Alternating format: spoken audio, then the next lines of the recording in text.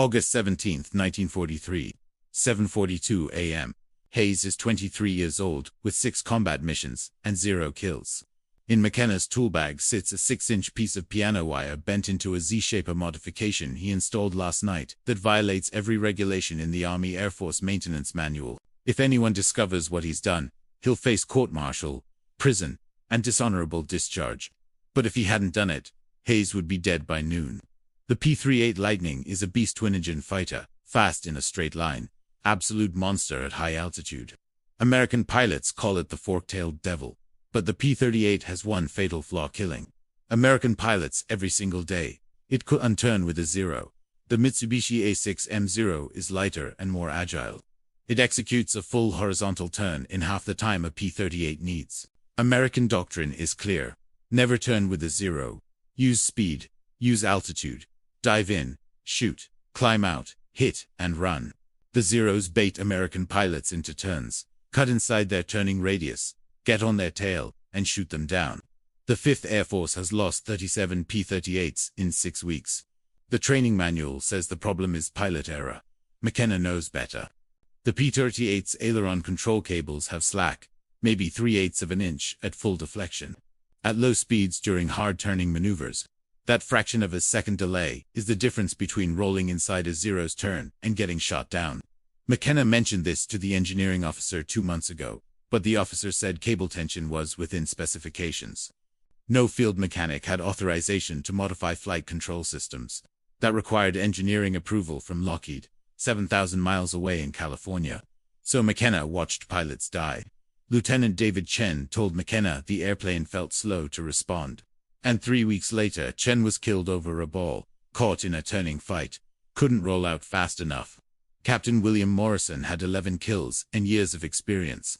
He tried to roll inverted and split us away from 2 Zeros. He called out that his controls felt mushy. The Zeros shot him down at 4,000 feet. By mid-August, McKenna had watched 17 pilots die, and that tiny bit of slack in the cable's 3/8 of an inch was killing them. On the evening of August 16th, Hayes found McKenna in the maintenance area. Hayes asked if there was anything at all McKenna could do to make the airplane roll faster. McKenna looked at Hayes, saw the fear, saw a kid who knew he was going to die if something didn't change, and told Hayes to come back in the morning. McKenna worked alone that night in the quiet maintenance hangar after 2,300 hours. The only sounds were distant generators and insects against overhead lights. He pulled the inspection panel off Hayes's P-38 left, boom, grabbed the aileron control cable with both hands, and pulled. He felt the slack 3/8 of an inch of play. It was wrong. The piano wire came from a salvaged P-38, and McKenna bent it into a Z-shape with pliers. The wire was stiff and fought back. His hand slipped and cut his thumb. Blood made the wire slippery. Installing it was harder because the space inside the boom was tight, and McKenna worked with one hand while holding a flashlight with the other. Shadows jumped across the cable system as sweat ran down his back. He fumbled with the clevis pin and dropped a T. He heard it bounce somewhere in the boom and spent 5 minutes feeling around in the dark until he found it. The whole time his heart was pounding because if the engineering officer found him doing unauthorized modifications, he'd face court-martial. But Hayes was going to die if McKenna didn't do something. He inserted the piano wire tensioner between the cable end and the pulley and reconnected the cable. When it finally seated, he tested the tension by hand. No slack. The control surface moved immediately. Perfect. McKenna replaced the inspection panel, cleaned up, and walked out at 1:15 a.m. knowing that if the modification failed during flight, Hayes would crash and McKenna would be responsible. At 7:42 a.m., Hayes took off as McKenna watched the P-38 climb into the morning sky. He watched it join formation with 16 other aircraft. He watched them head northwest, toward Japanese airspace. Then all he could do was wait. The engagement started at 8:14 a.m., when Hayes's flight intercepted 9 Zeros at 13,000 feet over the Huon Gulf. Hayes picked a 0, dove from altitude, and built speed to 380 miles per hour. He pressed the trigger, and traces reached out, but only a few hits sparked off the Zero's wing, not enough. That's when he felt it. The airplane responded instantly with no delay, no lag, and Hayes had never felt his P-38 move like that. He rolled 90 degrees in half the normal time, got his nose down, and the Zero was right there. He fired again with a 3-second burst. The rounds walked up the Zero's fuselage from tail to cockpit.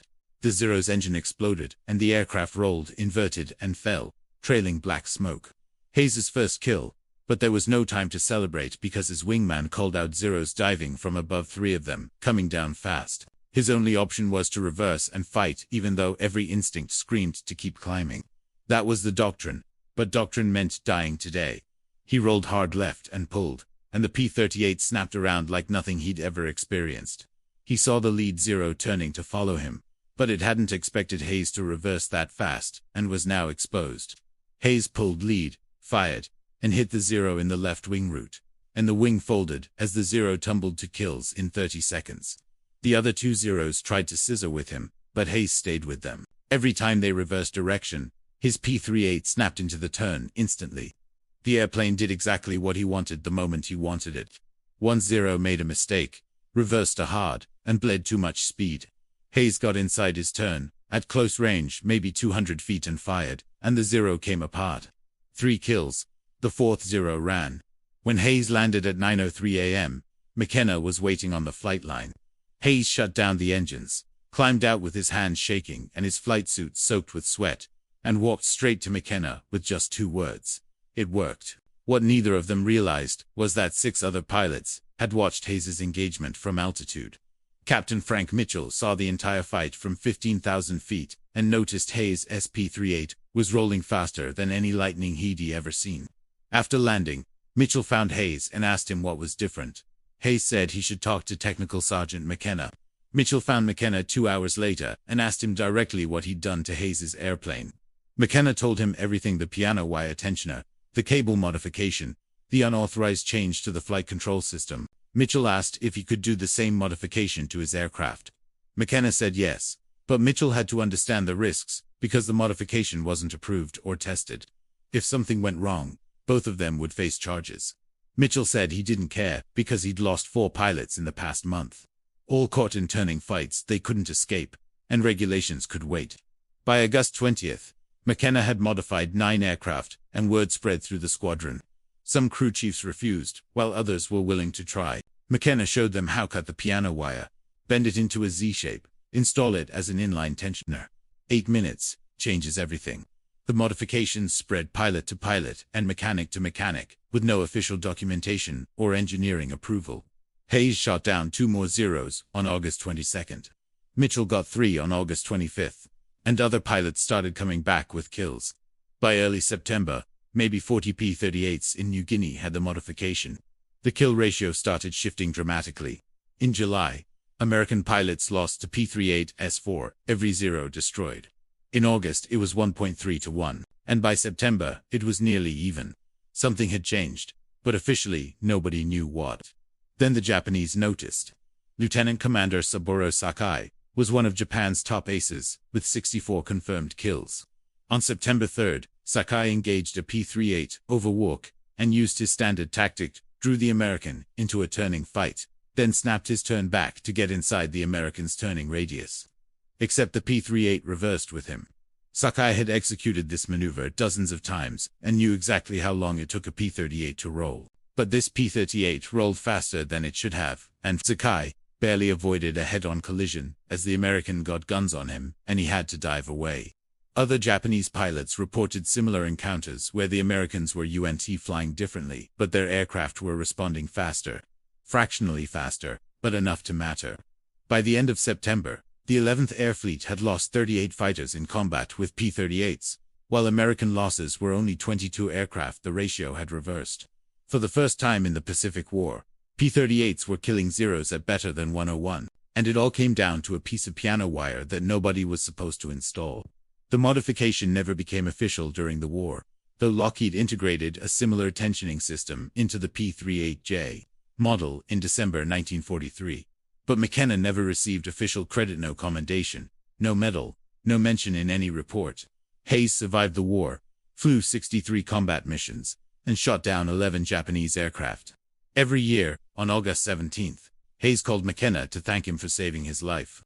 McKenna stayed in the Army Air Force until 1946, returned to California, went back to working on cars, and opened his own garage in Long Beach in 1948.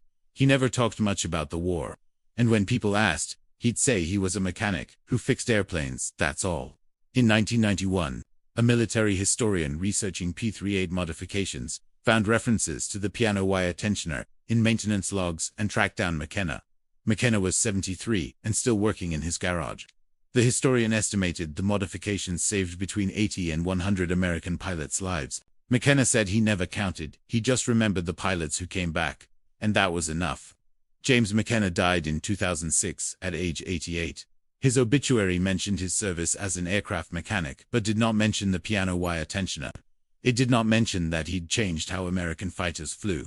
It did not mention that he'd broken regulations to save lives.